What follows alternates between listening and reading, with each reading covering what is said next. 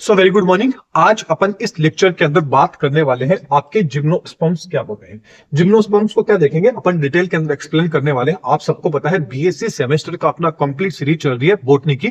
Zoology की almost अपनी series complete हो चुकी है फर्स्ट सेमेस्टर की, जिसके अंदर आपका प्लांट किंगडम है। इस प्लांट किंगडम के अंदर आज अपन जो आपके जिम्नोस्पर्म्स होते हैं उनके ओनली फॉर क्या देखेंगे, जनरल कैरेक्टरिस्टिक्स देखेंगे। इसके बाद में इसका क्लासिफिकेशन देख लेंगे और इससे रिलेटेड जो जो क्वेश्चन एग्जाम में पूछे जाते हैं उनको अपन डिस्कस कर लेंगे। तो चलिए सबसे पहले अपन इसका क्या देख लेते हैं, जनरल कैरेक्टरिस्टिक्स इसके देख लेते हैं। जनरल कैरेक्टरिस्टिक्स में अपन देखें तो सबसे पहले बात करते हैं कि जिम्नोस्पर्म जो ये वर्ड है, इस वर्ड का मीनिंग क्या है, आखिरकार ये वर्ड अपन को क्या कहना चाहता है। तो जिम्नोस्पर्म वर्ड अपन को क्या बोलना चाहता है। इस वर्ड को यदि अपन दो पार्ट्स के अंदर तोड़ के देखें तो जिम्नो का मतलब होता है नेक से, ये एक ग्रीक भाषा का वर्ड है। तो जिम्नो का मतलब किससे हो गया, नेक से हो गया। एंड स्पर्मा का मतलब किससे हो गया, सीड से हो गया। मतलब जिम्नोस्पर्म्स के अंदर जो भी प्लांट होंगे, जो भी पौधे होंगे, उनके जो सीड होगा, उनका क्या होगा, जो सीड होगा, जो उनका बीज होगा, वो बीज कैसा होगा, नेक्ड होगा। मतलब इसके अंदर वो प्लांट्स आते हैं जो क्या होते हैं, नेक्ड सीड प्लांट इनको बोला जाता है। तो जिम्नोस्पर्म को क्या बोला जाता है, नेक्ड सीड प्लांट इनको बोला जाता है।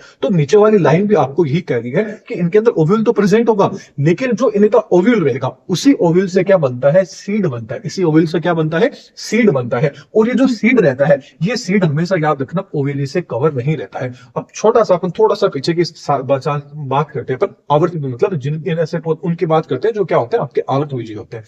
नॉर्मली अपन फल की फ्रूट की बात करें तो आपने आम का, फॉर एग्जांपल अपन आम को लेते हैं, मैंगो को लेते हैं। ये क्या होता है, आपके मैंगो का सीड होता है, बीज होता है, उसके अंदर सबसे पहले जो अपन जिसको अपन घूटी बोलते हैं। तो इसके चारों ओर ये क्या होती है, उसके ऊपर आपने देखा होगा अपन इसको खाते हैं। या आप एप्पल को ले लीजिए, सेब को ले लीजिए, इसका जो पूरा मांसल वाला पार्ट होता है, गुद्देदार जो पार्ट होता है, इसको अपन क्या खाते हैं, वो किससे फॉर्मेशन होता है, ओवेरी रहती है। क्या रहती है, ओवेरी रहती है। उसके अंदर क्या रहता है, सीड रहता है। लेकिन जो आपके जिम्नोस्पर्म रहेंगे, इनके अंदर आपकी ये ओवेरी वगैरह क्या होगी, नहीं देखने को मिलेगी। ओनली फॉर सीड प्रेजेंट रहेगा। मतलब इसके चारों ओर किसी भी तरह की कवरिंग होगी तो कवरिंग आपको बिल्कुल भी नहीं देखने को मिलेगी। ऐसे प्लांट्स के इनको क्या बोला जाता है, आपके जिम्नोस्पर्म्स बोला जाता है। मतलब ऐसे नहीं है कि इसे देखिए जिम्नोस्पर्म की एक डेफिनेशन होगी, ये बस समझाने का मतलब है कि जिम्नोस्पर्म की जो सीड रहेंगे उनके चारों ओर कवरिंग होगी वो बिल्कुल भी नहीं प्रेजेंट होगी। अब अपन थोड़ा सा इनका हैबिटेट देख लेते हैं कि आखिरकार जिम्नोस्पर्म्स आपको सबसे ज्यादा कहां देखने को मिलेंगे। तो जिम्नोस्पर्म्स रहेंगे, इनका जो डिस्ट्रीब्यूशन होता है वो कैसा होता है, लिमिटेड रहता है। मतलब ज्यादा जगहों पे नहीं देखने को मिलते, लिमिटेड रीजन रहता है, वहीं पे ये देखने को मिलते हैं। और लिमिटेड रीजन की अपन बात करें तो वो लिमिटेड रीजन कौन सा होगा, जो कोल्ड रीजन होता है, ठंडे इलाके होते हैं। जैसे कि जो आपका हिमालय रीजन हो गया, मतलब जो हिमालय हो गए, वहां पे आपको क्या होंगे, ज्यादातर जिम्नोस्पर्म होंगे वो देखने को मिलेंगे। क्यों देखने को मिलेंगे, क्या ऐसा रीजन है कि वही देखने को मिलते हैं, आगे अपन इनको डिटेल के अंदर डिस्कस करेंगे। तो अगली स्लाइड की बात करें तो ये क्या होते हैं, आपके जीरोफाइटिक प्लांट्स होते हैं। मतलब इनके जीरोफाइटिक, इनके अंदर जो फीचर होता है वो फीचर क्या होता है, प्रेजेंट होता है। जीरोफाइटिक का मतलब हो गया कि जहां पे पानी की क्या हो, मतलब ये सीधी सी बात है, कहां आपने बात की थी कि आपको हिमालय रीजन में देखने को, मतलब जो पहाड़ी इलाका होगा जहां पे बर्फबारी होती है वहां ज्यादातर देखने को मिलेगी।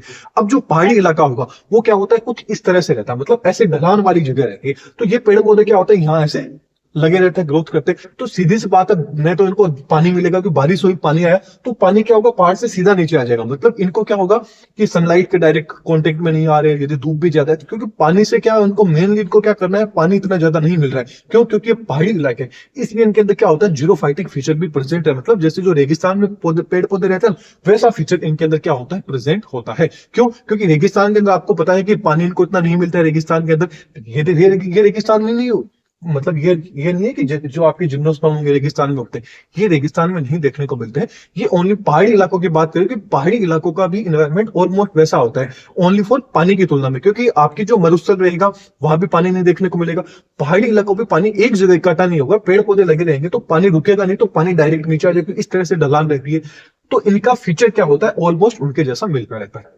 तो इनके अंदर क्या होता है, ठीक है, क्यूटिकल लेयर होती है वो प्रेजेंट रहती है। इसके अलावा इनमें सकन जो स्टोमेटा होता है वो प्रेजेंट होता है। सकन स्टोमेटा का मतलब हो गया कि इनके जो स्टोमेटा होते हैं ना, वो क्या होते हैं, गड्ढे के अंदर प्रेजेंट रहते हैं। ये इनके चारों क्या हो गया कि क्यूटिकल की लेयर आ जाती है। और ये जो स्टोमेटा होते हैं लीफ के ऊपर डायरेक्ट प्रेजेंट नहीं होते, ये क्या होते हैं, गड्ढों के अंदर इस तरह से क्या होते हैं, प्रेजेंट होते हैं। तो इस तरह का स्टोमेटा को क्या बोला जाता है, सकन स्टोमेटा बोला जाता है। तो ये एक सकन स्टोमेटा की क्या हो जाती है, डेफिनेशन हो जाती है। इसके अलावा बात करें तो आपका जो जिम्नोस्पर्म होगा पूरा का पूरा जो प्लांट किंगडम है ना, उसके अंदर सबसे छोटा आपका क्या आ जाता है, डिवीजन आ जाता है। प्लांट किंगडम के अंदर कौन कौन से आ गए आपके, एल्गी आ गया, ब्रायोफाइट आ गए, टेरिडोफाइट्स आ गए, जिम्नोस्पर्म्स आ गए, एंजियोस्पर्म्स आ गए। इन सब के अंदर से जो सबसे छोटा आपका प्लांट किंगडम के अंदर आता है डिवीजन, वो डिवीजन आपका कौन सा आ जाता है, जिम्नोस्पर्म आ जाता है। ये चीज आपको याद रखनी। इसके अलावा जो आपके जिम्नोस्पर्म रहेंगे, इनकी जो मेन प्लांट बॉडी रहेगी, वो प्लांट बॉडी कैसी होती है, स्पोरोफाइटिक होती है। मतलब ये कैसे होते हैं, डिप्लॉइड होते हैं, स्पोरोफाइटिक होते हैं। ओनली फॉर जो आपके क्या, जब ब्रायोफाइट्स अपन ने पढ़ा था, वो आपके क्या थे, वो आपके क्या थे, डिप्लॉइड थे। बाकी के आपके सारे के सारे कैसे होते हैं, आपके स्पोरोफाइटिक होते हैं।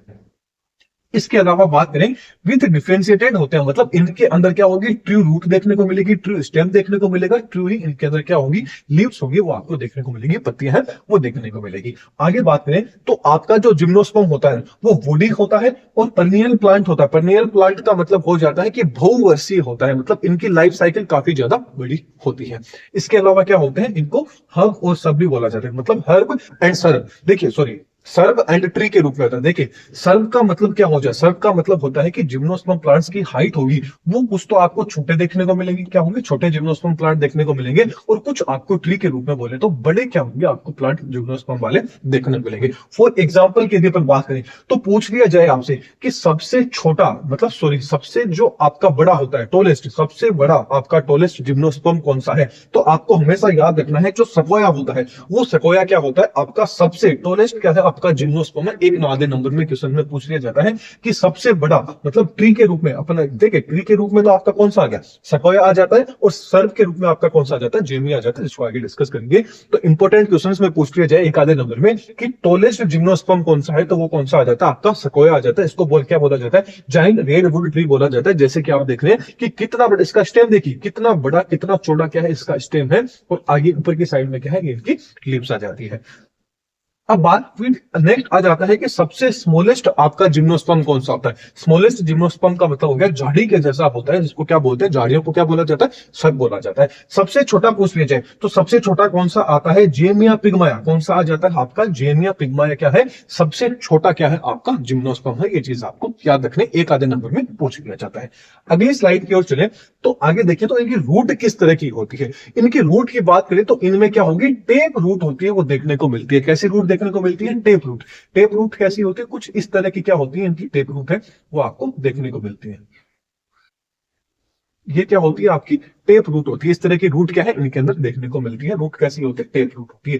अब देखिए बात एग्जांपल के बने कि जिम्नोस्पर्म में कौन है, दो अपन एग्जांपल ले लेते हैं, एक तो लेते हैं पाइनस ले लेते हैं, एक साइकस ले लेते हैं। पाइनस की बात करें तो पाइनस के अंदर क्या है, माइकोराइजियल एसोसिएशन होता है, मतलब रूट होती है उसके अंदर माइकोराइजियल एसोसिएशन आपको देखने को मिलता है।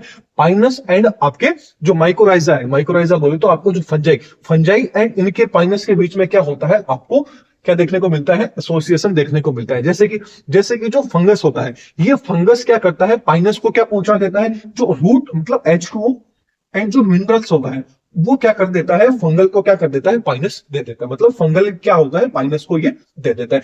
बदले के अंदर जो पाइनस होता है वो फंगल को क्या प्रोवाइड करवा देता है, फूड होता है, वो फूड क्या कर देता है, इसको प्रोवाइड करवा देता है।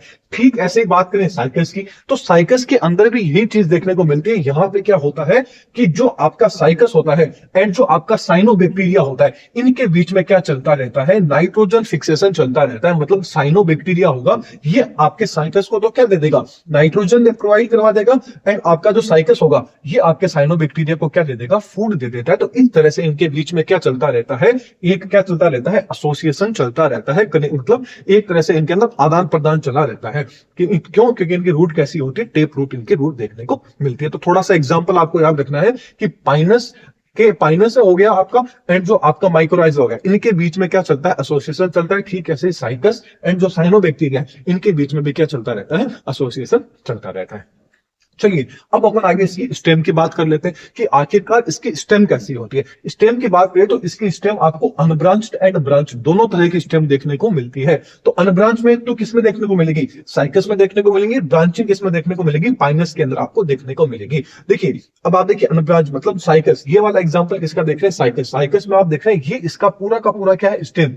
इस स्टेम के ऊपर आप देख रहे हैं किसी की तरह की ब्रांचिंग नहीं देखने को मिल रही है। जो भी लीव्स निकल रही है वो इस तरह से क्या निकल रही है, सजाने के रूप में क्या लिया जाता है, ज्यादा ज्यादातर इनको यूज आपको लिया जाता है। साइकिल्स वगैरह को आपने देखा होगा ज्यादातर, मतलब जो गार्डन वगैरह हो गए, जो होटल्स वगैरह हो गए, वहां पर रिजोर्ट हो गए, वहां आपको सबसे ज्यादा देखने को मिलते हैं। इसके अलावा पाइनस की बात करें तो ये एग्जांपल किसका है, पाइनस। पाइनस के अंदर देख सकते हैं आप, ये पूरा का पूरा स्टेम, इसके ऊपर आप देख रहे हैं अलग अलग तरह की क्या निकल रही है, ब्रांचिंग, मतलब ये क्या होते हैं, ब्रांचिंग आपको देखने को मिल रही है। चलिए, ये अपन ने स्टेम की बात कर ली। अब थोड़ा सा लीव्स की बात कर लेते हैं। पत्तियों की बात करें तो इनकी जो पत्तियां होती है वो सिंपल एंड कॉम्पाउंड दोनों तरह की, सिंपल बोल लीजिए, कॉम्प्लेक्स बोल लीजिए, कंपाउंड बोल लीजिए, इस तरह की इनकी जो लीफ है वो देखने को मिलती है। ज्यादातर जो लीव्स होगी वो आपको कैसे देखने को मिलेगी, कंपाउंड ही देखने को मिलेगी। बोले तो कॉम्प्लेक्स लीव है वो ही आपको इनके अंदर देखने को मिलेगी, सिंपल लीव्स बहुत कम आपको देखने को मिलेगी। थोड़ा सा इनकी लीव्स का अपन फीचर देख लेते हैं कि आखिरकार इनकी पत्तियों का क्या रहता है। मेनली अपन बात करें तो कंपाउंड जो आपकी पत्तियां रहेंगी, इनका क्या फीचर रहता है। तो इनकी बात करें तो इनका जो मेन फिक्स फीचर रहता है वो क्या रहता है, वाटर लॉस कम कर देता है। क्या करता है, वाटर लॉस कम होता है इनके द्वारा। कैसे होता है, देखते हैं कि पत्तियों में ऐसा क्या फीचर देखने को मिलता है। तो इनकी जो पत्तियां रहती है ना, वो कैसी होती है, उनके ऊपर थिक क्यूटिकल की लेयर देखने को मिलती है। क्या होती है, क्यूटिकल की लेयर होती है, वो काफी मोटी है देखने को मिलती है, या बोले तो वेक्स की लेयर है वो इनके ऊपर देखने मिल जाती है। इसके अलावा जो सकन स्टोमेटा होते हैं वो इनके अंदर देखने को मिल जाते हैं। एंड इसके अलावा इनकी जो पत्तियां होती है वो कैसी होती है, निडल लीफ होती है। निडल लीफ आप देख रहे होंगे कि जैसे कि नॉर्मल आपने पत्ती देखी, नॉर्मल यदि अपन लीफ की बात करें तो कुछ इस तरह की क्या होती है आपकी लीफ है वो आपको देखने को मिलती है, कुछ इस तरह की लीफ है वो आपको क्या होती है, देखने को मिलती है, राइट।